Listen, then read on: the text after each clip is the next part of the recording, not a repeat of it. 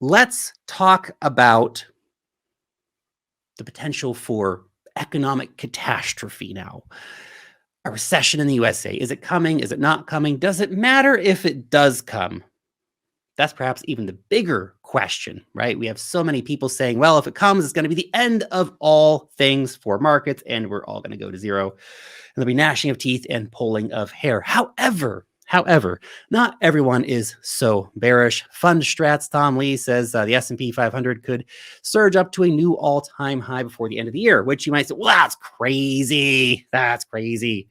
But keep in mind, in 2019, what did we see happening? In 2019, we saw the S&P 500 hit multiple new all-time highs, while Bitcoin stayed well under its previous all-time high. So this is not without precedent to see such a situation like this happening. However, the guys over at Deutsche Bank, they want to put a bit of a hiatus on this and no.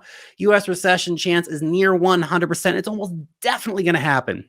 And avoiding a hard landing by the Fed would be historically unprecedented.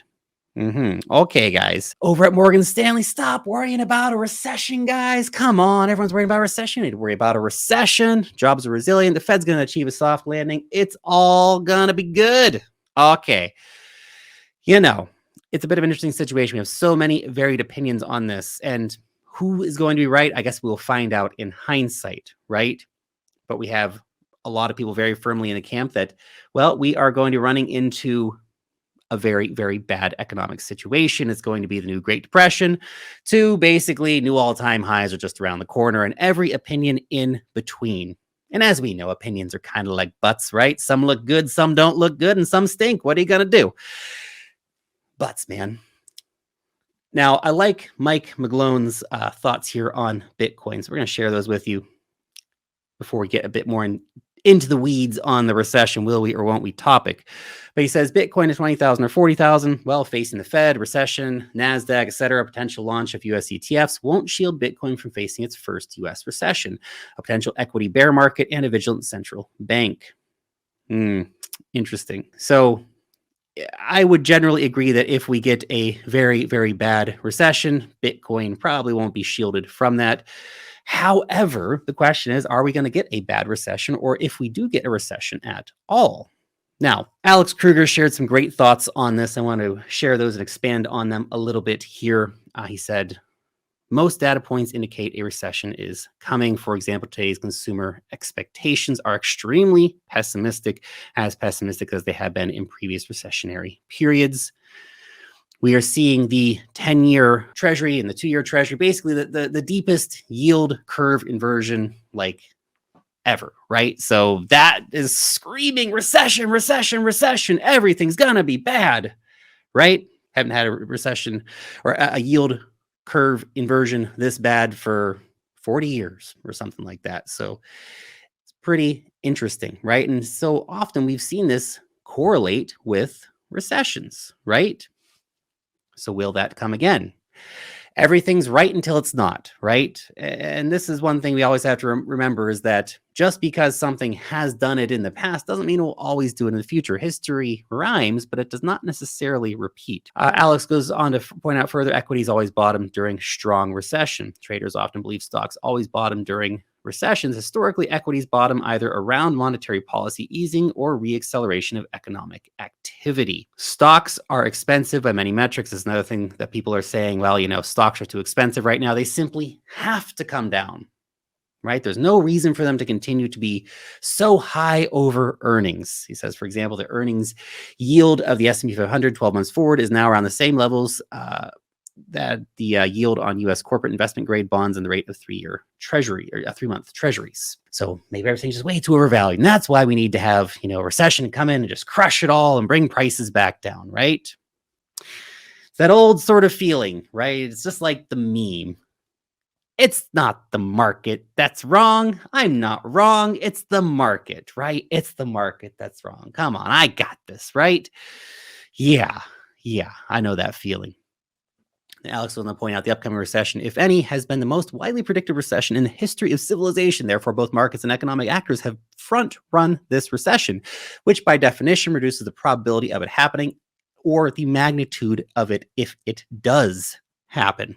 which is a pretty interesting thought. Economists and analysts lowered their forecasts in response, leading to one of the most important drivers of equity performance this year, economic activity consistently surprising to the upside, which has been something that's really been a pretty fascinating thing to watch. Every time we get like quarterly earnings reports coming out, they keep beating expectations. The economy is staying stubbornly resilient, I'm sure much to the chagrin of Jerome Powell, who's just there. Why we keep raising the rates? Why hasn't everything broken yet? The only thing Jerome broke was the banking system and all the crappy loans and policies of these banks. But the economy's staying pretty strong. Jobs are staying pretty resilient. Economic earnings of companies are staying pretty strong as well. So a lot of these indicators would say, well, actually, maybe recession's not coming. Or if it does, it's going to be a very short and shallow recession if we do get one. Check out this here. The view that risk assets must bottom if the U.S. enters a recession is also flawed due to the very limited sample size of U.S. recessions. Plenty of counterexamples exist outside of the USA. Now, this is really, really interesting as he points out what's happening in Germany. And it's such a great example because Germany just entered a recession, right? Yeah. And guess what happened to their stock market? New all-time high. So let's just compute that for a second. Germany entered a recession and its stock market hit a new all-time high. So it can and does happen. Could it happen in US markets? Absolutely. Why not? We could easily see a recession come in Q4 of this year, but also Tom Lee could be right and the S&P 500 could hit a new all-time high.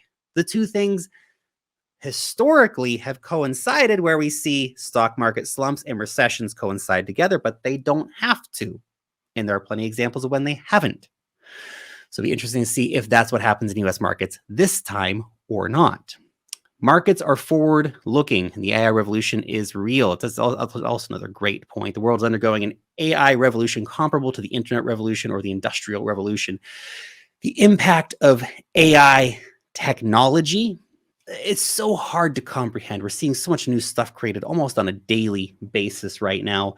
And it's honestly, it's hard to even keep up with everything that's happening in the AI scene at the moment.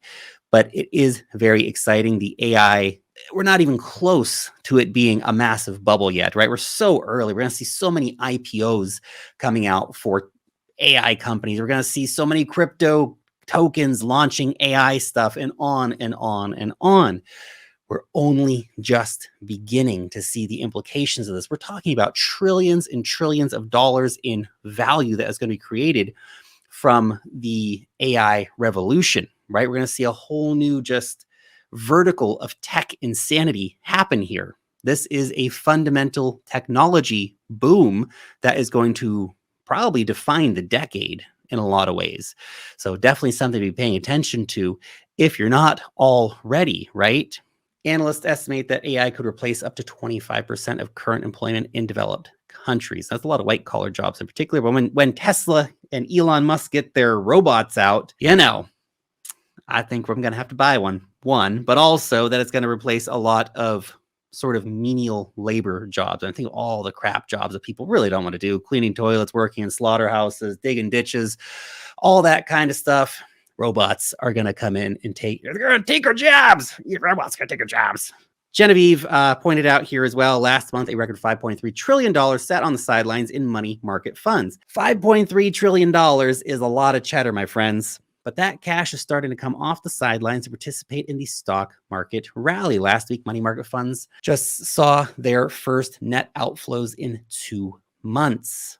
Now that is pretty gosh darn interesting, right? People are starting to look at all the money being made in the stock market and they're going, well, my 5%, it's pretty cool. However, I would like to make 20 or 30 or 40 or 50 or 100%, which is what a lot of these big tech stocks and a lot of big cryptos have done this year. Next point, the Fed is almost finished hiking. The main reason for risk assets to crash in 2022 is the Fed's tightening cycle. The Fed has delivered 25 basis point rate hikes in its fastest and most aggressive hiking cycle in history. So the TLDR of this, everyone's bearish, but the recession has been front run. AI revolution is real. The Fed is almost done and the market is cash heavy, right? So there's no reason for a changing of a bullish stance. Very, very interesting. Now, I like that perspective. I like the perspective that actually, we've seen plenty of bearishness already. We've seen plenty of dysfunction in markets. We've seen plenty of terror and fear, and a lot of things broke and a lot of things went crazy. But look at what's actually happening. Try to understand the dynamics of new technology being formed up and stuff like that. So the more I've looked at it and thought about it, the new Great Depression seems like a less likely scenario currently. Maybe in a few years' time, we'll see how it goes, of course, but perhaps we do have that either. Maybe they really do avoid a recession. It's always possible. We're going to an election year next year. I'm sure the US Democrats would not love to have a recession on their hands going into that election. So maybe we either have a very short, shallow recession or no recession at all. And if we do have that short, shallow recession, there's no reason that we can't see markets actually pump during that time, because there is plenty of precedence for that to happen. So that's pretty interesting to think about. Let me know what you think about that, though, down below in the comment section. Will we see markets pump even if a recession happens?